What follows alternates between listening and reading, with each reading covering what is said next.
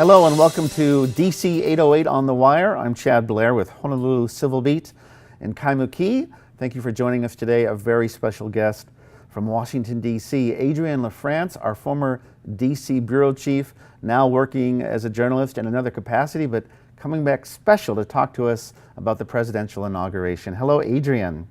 Aloha. Good to see you. Can you tell us exactly where you were and what you saw there on the mall for the inauguration? Yes, I was actually right up front. I was in a little staging area just beneath the president's lectern. So I had a quite a good view of the action. I was seated among some other reporters, congressional spouses. I didn't have the opportunity to roam around as much because it was a small area, but I did see one person wearing a lei, a plastic red, white, and blue lei. Turns out he was from Pittsburgh. Well, what do you think was the most memorable line in the speech? It's getting a lot of raves right now, certainly much better than what he did 4 years ago. What stayed with you? Well, a moment that I noticed people around me react to probably the most was when he referenced Stonewall among Seneca Falls and Selma in reference to our civil rights values.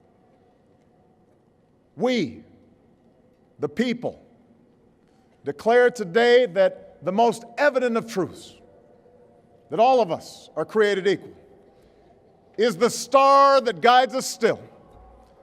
Just as it guided our forebears through Seneca Falls and Selma and Stonewall, just as it guided all those men and women, sung and unsung, who left footprints along this great mall, to hear a preacher say that we cannot walk alone, to hear a king proclaim that our individual freedom is inextricably bound to the freedom of every soul on earth. So that was one of two key moments, actually, when he specifically mentioned gay rights. And people around me were clapping, cheering. You know, I think surprised to hear him so explicitly talk about gay rights and pleased from what I observed. And of course, Stonewall was the historic occasion, sort of the beginning in many ways of the modern gay rights movement. Seneca Falls, really the beginning of the women's movement in the 19th century in this country, and the civil rights movement in many ways, Selma, Alabama in the 1960s, we all remember that.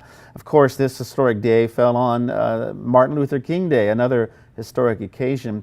Senator Brian Schatz, by the way, I happen to be following his Twitter feed, and he said that the speech defied conventional wisdom in that the president actually addressed some policy, something that they normally wait until the State of the Union address, which comes up next month. Was that your feeling as well?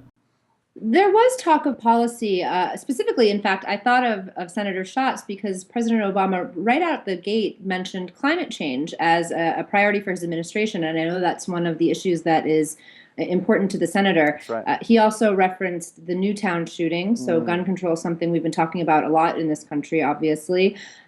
Gay rights, of course, women's issues such as equal pay for equal work. So a lot of references, or at least allusions to policy that you wouldn't necessarily hear in other inaugural speeches. What was the general mood in the audience? I know it was very cold in D.C., but what were people feeling? What were they expressing? It was a very upbeat crowd. People were optimistic. You know, I actually looked specifically for Republicans. I was curious about how many might be out, and I only found one. But she was very happy to be there as well. Her comment to me was that even though she didn't vote for President Obama, that this is all of our country and we need to go forward together. And I got that sense a lot from people who are really eager for bipartisanship, really eager for cooperation among members of Congress, which we just haven't seen in recent years. So a lot of optimism there, including from former Secretary of State Madeleine Albright, who I interviewed. One of the things that she brought up that she's most hopeful for is cooperation, because I think everyone agrees that it's necessary in order for us to get anything done. At the same time, it's sort of a broken record message. It's something we heard 4 years ago as well, and I don't think most people are happy with the level of cooperation in Washington. Speaking of Madeleine Albright, trivia time. She is, in fact, related to Brian Schatz. If I have it correct, his twin brother is married to her daughter, so she's actually Auntie Madeleine to Senator Schatz. Do I have that right?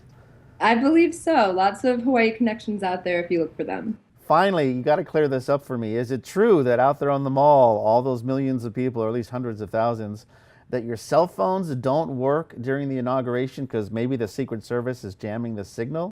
Well, my cell phone worked from about 5:30 a.m. until around 8:30 a.m. and then it stopped. It's a popular sort of conspiracy theory that it's the Secret Service thwarting our reportorial tweeting efforts. But from what I've heard, wireless carriers have said that it's just the volume of people. You know, you get so many hundreds of thousands of people in this concentrated area. Everyone's trying to tweet or send photos or text Right. or call, and it just shuts down the signal. So. Okay.